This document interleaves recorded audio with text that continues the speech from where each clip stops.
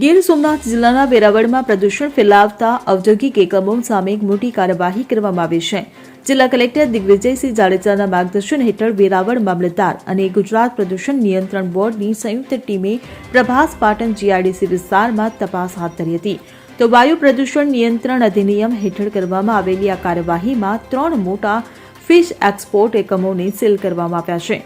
આ એકમોમાં Windsor world export, Somnath marine export અને પ્રેસ્ટીજ મરીન ફૂડ્સનો સમાવેશ થાય છે. આ કાર્યવાહી દરમિયાન તંત્ર દ્વારા પાણી પ્રદૂષણ નિયંત્રણ અને વાયુ પ્રદૂષણ નિયંત્રણના નિયમોનું ઉલ્લંઘન કરતા એકમોને તાત્કાલિક અસરથી સીલ કરી દેવામાં આવ્યા છે. આ કાર્યવાહીથી પ્રદૂષણ ફેલાવતા અન્ય ઔદ્યોગિક એકમોમાં પણ ફફડાટ ફેલાવશે. Bureau report CN24 news. હવે જુઓ દેશ દુનિયાની તમામ ખબરો તમારી આંગળીના ટેરવે. ઉઠાવો મોબાઈલ અને Google Play Store પરથી ડાઉનલોડ કરો અમારી CN24 ન્યૂઝ મોબાઈલ એપ.